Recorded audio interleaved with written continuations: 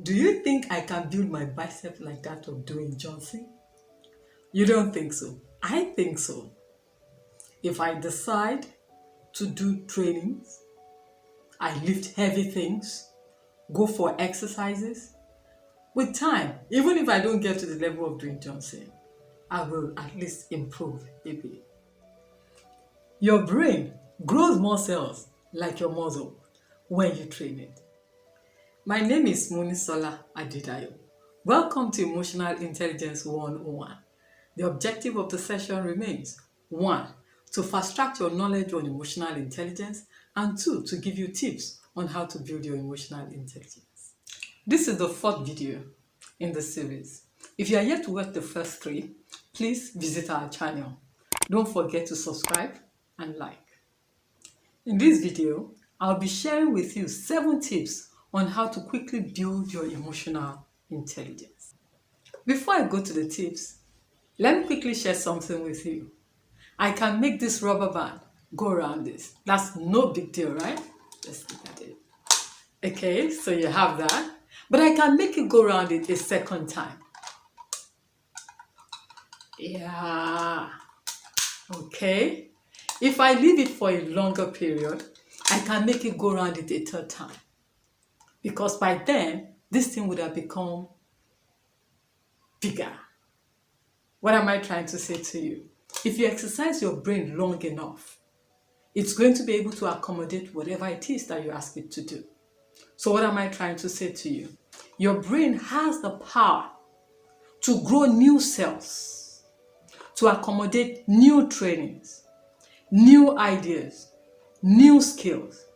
So when we talk about emotional intelligence, you must have an understanding that there is a research that has been released talking about plasticity. Your brain can grow. Whatever you introduce to it, if you keep at it constantly, doing it over a period of time, your brain will adapt. It will change, and then it will begin to do what you want it to do. All right. So the first tip is reframe. What do I mean by reframe? It simply means that you rephrase or you change the narrative of what is happening. So we take the COVID-19 as an example. You've been locked at home. You are upset with yourself that you can't go out. If you reframe it, you'll be saying to yourself, wow, I have an opportunity to relax. There's an opportunity for me to see something that I can do that I've not been doing before. Instead of saying, I'm locked in with these children who are shouting, you may see it from the angle of, okay, now I have the opportunity to build a relationship with my children. So you are changing the narrative, deliberately going out of your way to look for what is positive in every negative situation. So the first one is what? Reframe. Let's go to the second tip. Create a rhythm for yourself. Come up with a nice routine. Let there be time for everything. Budget your time. Something simple as you wake up 5 a.m. normally. Keep to that time. When you wake up, what do? You say your prayers. Keep to that. Don't leave your prayers till 10 a.m. when you feel like waking up. No. Keep to the routine. You stand up, you say your prayers, you take your bath, you dress up, sit in front of your laptop at the right time. You know that normally before you leave your house, you will give a kiss to your son or to your daughter. Keep that routine. Don't leave it. Don't drop out. So the second tip is simply create a rhythm. In doing that, what will happen to your emotional intelligence is that you'll be able to achieve a balance. You are constantly looking at life from a stable end. You are not disrupted. When you change your pattern, you wake up 10 a.m. today, tomorrow is 12 p.m., some things will simply go wrong in your mind, in your system. So keep to a particular rhythm. It will really help you. Let's go to the third tip. Review your vocabulary. Meaning, look for words, positive words that you can use to replace negative words. Or look for positive ways of describing situations. You may be at home and then your children just feel like playing ball, and then they start throwing it up up and down in the sitting room, instead of shouting, "Don't play ball, I ain't here," it's better for you to say, "Please take the ball outside." Instead of using the word problem, you can use the word challenge or obstacle, because when you say obstacle, you're actually telling yourself this is something that is meant to be overcome.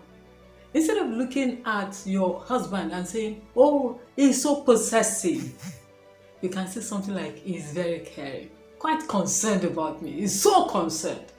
So it changes the picture even in your mind. So all I'm saying to you is check your words. Check the words that you use every day. Stick to the positive ones, those ones that will help you feel good. Anytime you have something to say about anybody, make sure you use positive words.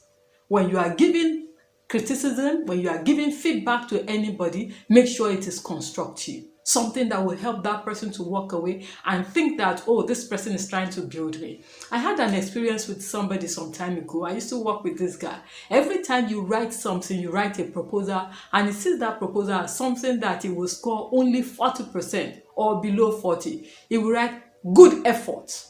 So every time you see good effort, you know that he's saying you have put pen to paper, but you have not done the job. But you will not feel bad about yourself. You just want to do more. So always look for a positive way to pass across your information. That is part of practicing empathy. Let's look at the fourth tip. Take responsibility for your feelings. Don't play the blame game. Don't blame God. Don't blame government. Don't blame your spouse. Don't blame your children. Don't blame your boss. Don't blame anybody. Take responsibility for your feelings.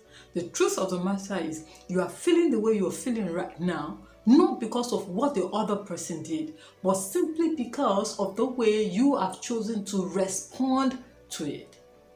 So don't blame anybody. Some of us right now, we are blaming the government because we are broke. What were you doing before the lockdown? How much preparation did you put in place to prevent your being broke right now? How much investment have you made in time past? How well have you taken care of yourself? So blaming somebody just helps you to hide under something. So I'll say to you, to help your emotional intelligence, to build your emotional intelligence, don't play the blame game.